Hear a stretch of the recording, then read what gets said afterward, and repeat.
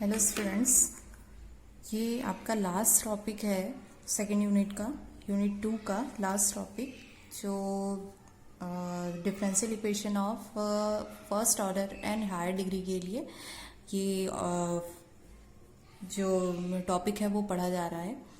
हम लोगों ने इससे पहले पढ़ा था equation solvable for X and equation solvable for P and Clairaut's equation हम पढ़ चुके हैं। ये एक लास्ट टॉपिक था जो बचा हुआ था, वो है इक्वेशन सॉल्वेबल फॉर वाई। ठीक है, इक्वेशन का फॉर्म वही रहेगा जैसे कि आपको दिया रहता है।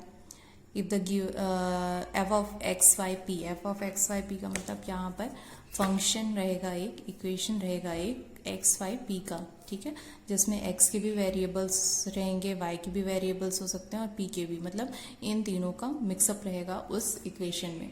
ठीक है, अब एक्स का वेरिएबल भी रहेगा, वाई का वेरिएबल भी रहेगा, पी का वेरिएबल भी रहेगा। ये सुन के कंफ्यूज नहीं होना है। फॉर एग्जाम्पल के लिए यदि एक्स का इक्वेशन बोलते हैं तो एक्स का इक्वेशन मतलब x square plus 2x plus 3, 4 and so on, जो भी है, तो ये क्या कहलाता है? फंक्शन ऑफ एक्स कहलाता है। क्यों फंक्शन ऑफ एक्स कहलाता है? क्योंकि इसमें सिर्फ एक्स के वेरिएबल्स हैं।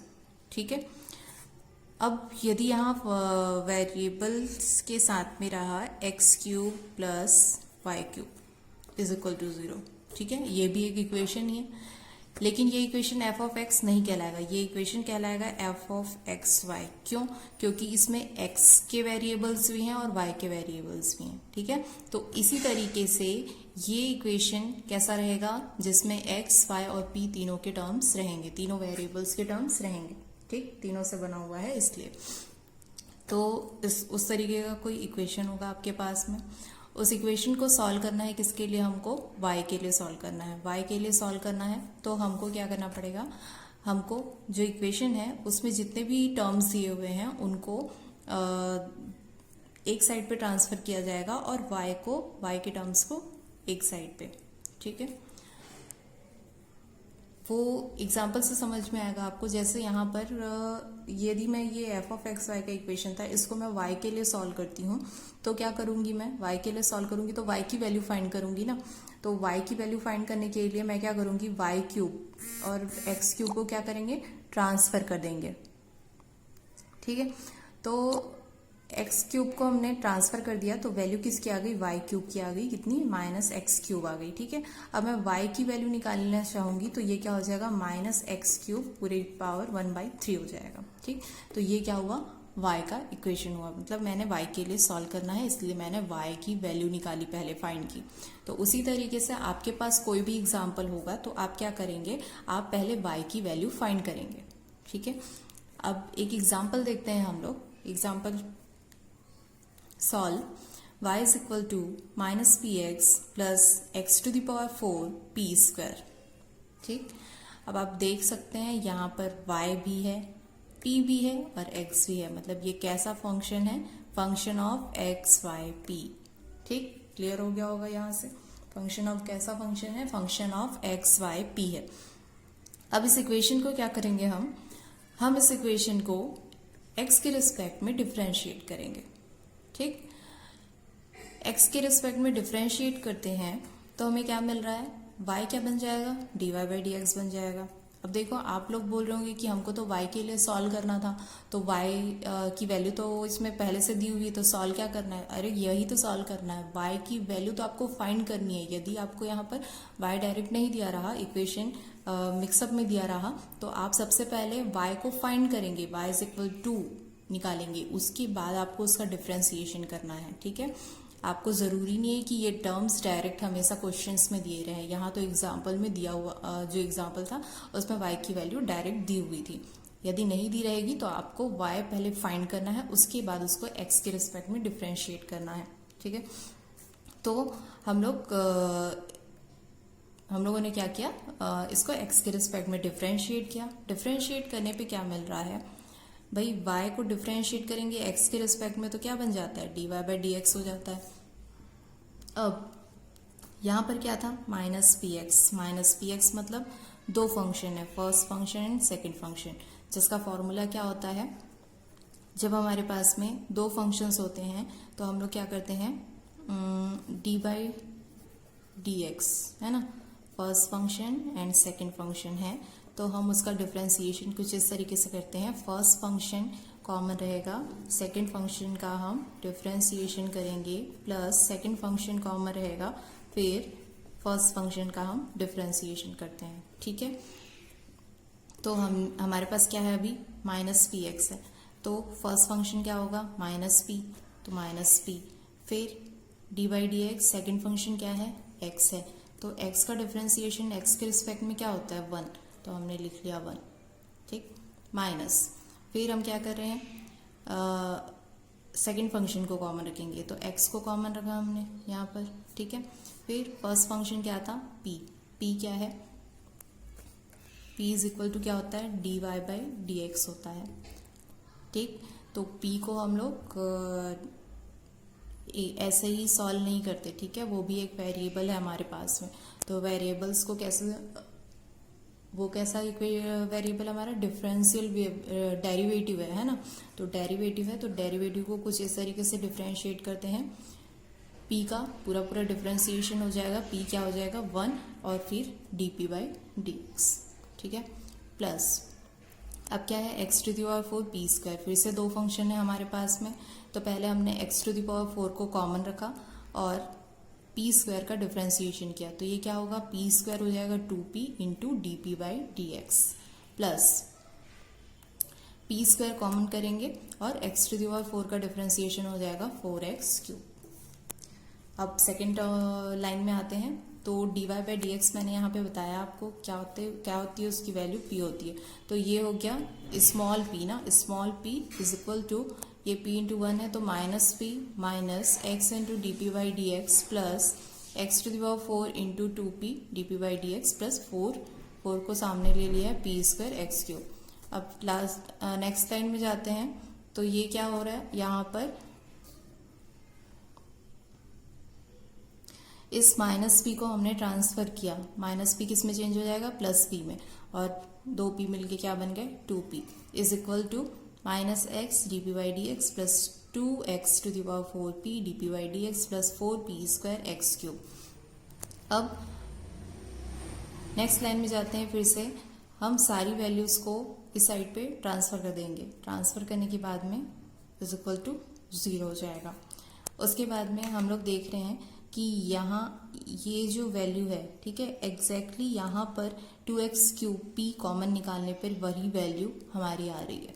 ठीक, तो हमने 2x क्यूब p हमने कॉमन ले लिया, कॉमन लेने के बाद में इन दोनों में फिर से कॉमन क्या है, 2p plus x D P by D x, तो हमने उसको कॉमन ले लिया है।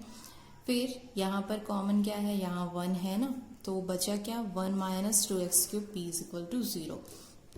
अब 2p इज इक्वल टू क्या है, minus X D P by D X है। ठीक, तो minus X D P by D X हुआ। अब हम लोगों ने पढ़ा है separation of variable, separation of variable, ठीक है, सेपरेशन ऑफ वेरिएबल में क्या होता है, हम लोग क्या करते हैं, जो वेरिएबल्स रहते हैं, ठीक है, पहले देख लो कौन कौन से वेरिएबल्स हैं यहाँ पे। यहाँ पर वेरिएबल है p और क्या है x, दो वेरिएबल्स हैं, तो दोनों वेरिएबल्स, जितने भी वेरिएबल्स रहते हैं उनको क्या करना रहता है, यदि दो वेरिएबल्स हैं उसमें तो हम उसको सेपरेट कर सकते हैं। ठीक है, सेपरेट करना मतलब क्या होता है, सेपरेट कैसे होते हैं, सेपरेट मतलब जैसे कि जॉइंट फैमिली में है कोई और उनको सेपरेट होना है ना, तो सेपरेट होना है तो क्या करेंगे, सिर्फ हस्बैंड सेपरेट होगा क्या, नहीं, क्या होता है, हस्बैंड के साथ उसकी वाइफ भी सेपरेट होगी, उसके बच्चे भी सेपरेट होंगे, है ना, दो भाई हैं तो दोनों अलग अलग सेपरेट होते हैं। तो उसी तरीके से ये भी है, हमको क्या करना है, एक्स की फैमिली है ना, एक्स की फैमिली को एक साथ सेपरेट करना है और पी की फैमिलीज को एक साथ सेपरेट करना है। तो हमने क्या किया है, dx बाई 2p इधर लेके चले जाएंगे और dx अपॉन x को यहाँ लेके आएंगे। ठीक है, अब दोनों तरफ हमने क्या किया, इंटीग्रेशन का साइन दिया। अब हम लोग जानते हैं कि जब हम लोग इंटीग्रेट करते हैं तो इंटीग्रेट करने पे एक टर्म जुड़ जाता है c, कांस्टेंट टर्म, ठीक है। क्यों जुड़ जाता है? क्योंकि कोई भी टर्म के साथ जीरो होता है, ठीक। इसके साथ मैं प्लस जीरो लिख सकती हूँ, कुछ फर्क पड़ता है क्या? नहीं। तो जीरो होता है तो उसके लिए, और इस जीरो का इंटीग्रेशन क्या होता है? सी। तो इसीलिए हर टर्म के साथ में एक कांस्टेंट टर्म हमेशा जुड़ता है। अब हम लोग देख रहे हैं कि dx बाई एक्स है, तो dx बाई एक्स का डिफरेंस इंटीग्रेशन क्या होता है? इंटीग्रेशन होता है log x, ठीक है। 1/x का इंटीग्रेशन होता है log x। उसी तरीके से यहाँ पर भी 1/p है, तो 1/p का इंटीग्रेशन क्या होगा? log p। हमने -1/2 को कांस्टेंट था इसलिए कॉमन ले लिया है। अब log p है प्लस log c। हम कांस्टेंट को किसी भी तरीके से चेंज कर सकते हैं, हाँ, बशर्ते कि वो कांस्टेंट ही बना रहना चाहिए। log c भी एक कांस्टेंट ही है, तो हम log c उसको बना सकते हैं, ठीक है। अब ये जो 1/2 था, तो 2 को हमने ट्रांसफर कर दिया, तो 2 log x plus log p is equal to, ये 2 इसके साथ भी मल्टीप्लाई होगा, तो ये हो गया 2 log c हो गया। अब जब log के फॉर्मूले से a log x क्या होता है? a log x is equal to होता है log x to the power a, ठीक है। तो उसी तरीके से यहाँ 2 log x था, तो वो बन जाएगा log x square plus log p is equal to, फिर से 2 log c था, तो हम लोग उसको कवर कर लेंगे और क्या ले लेंगे? log c ले लेंगे। अब नेक्स्ट लाइन में क्या हुआ है? यहाँ क्या है? 2 log थे, ठीक है, और log a plus log b is equal to क्या होता है? log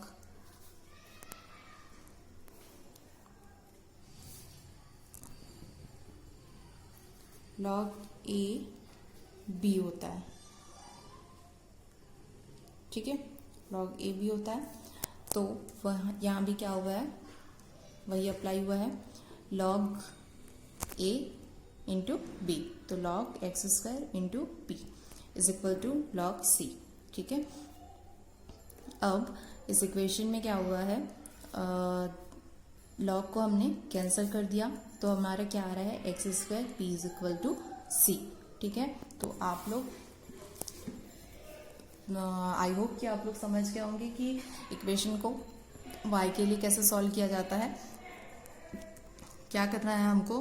फंक्शन दिया होगा, फंक्शन के लिए हमको सबसे पहले y की वैल्यूज निकालनी है, ठीक है। y के लिए सॉल्व करना है, इसलिए हमको क्या करना है? y की वैल्यू निकालनी है। उसके बाद में हम लोग y की वैल्यू निकालने के बाद में उसको क्या करेंगे? x के रिस्पेक्ट में डिफ्रेंशिएट करेंगे। x के रिस्पेक्ट में डिफ्रेंशिएट करने के बाद हम देखते हैं कि जहाँ जहाँ पर dy बाई डी एक्स का टर्म आया है, ठीक, तो dy by D x is equal to क्या होता है? p, ठीक है। उसको हम लोग p से रिप्लेस कर सकते हैं, तो हम p से रिप्लेस कर देंगे। जहाँ जहाँ भी dy बाई डी एक्स होगा उसको हम लोग p से रिप्लेस कर देंगे। p से रिप्लेस करने के बाद में हम लोग देखेंगे कि जो जो टर्म्स कॉमन हैं उन एक जैसे हैं। जैसे हम लोग फैक्टराइजेशन मेथड पढ़ते हैं इक्वेशन को सॉल्व करने के लिए, किसी भी इक्वेशन को सॉल्व करने के लिए उसको फैक्टराइज किया जाता है, कॉमन निकाला जाता है, रूट्स निकाले जाते हैं। उसी तरीके से हम भी इसमें कॉमन रूट्स निकालने का कोशिश करेंगे। फिर कॉमन रूट्स निकालने के बाद में हम उनको सेपरेट करेंगे। सेपरेट करने के बाद में हम क्या करेंगे? इंटीग्रेट करेंगे। सेपरेशन ऑफ वेरिएबल के बाद में उसको इंटीग्रेट करेंगे। सेपरेशन ऑफ वेरिएबल में क्या करेंगे कि जो एक जैसी फैमिलीज हैं, ठीक है, जैसे सेपरेशन ऑफ वेरिएबल में हमेशा 2 वेरिएबल्स होते हैं, तो 2 वेरिएबल्स को हमेशा हम क्या करेंगे? दोनों की अलग अलग फैमिली होती है, तो x की फैमिली है तो हम x की फैमिली को x के साथ सेपरेट करते हैं और y की फैमिली को y के साथ सेपरेट करते हैं। उसी तरीके से फिर जब सेपरेशन हो जाएगा, सेपरेशन के बाद हम इंटीग्रेट करेंगे उसको। इंटीग्रेट करने के बाद, इंटीग्रेशन के बाद हम उसको इस पे स्लाइस करेंगे, मतलब उसको और सॉल्व करते जाएंगे जब तक हमको कांस्टेंट की वैल्यू नहीं मिल जाती है, ठीक है। तो अभी इस वीडियो में इतना ही है। यहाँ आपका यूनिट 2 ख़त्म हो जाता है और आप लोग इसके टेस्ट की तैयारी करते रहिए, ठीक है। आज के लिए इतना ही। Thank you.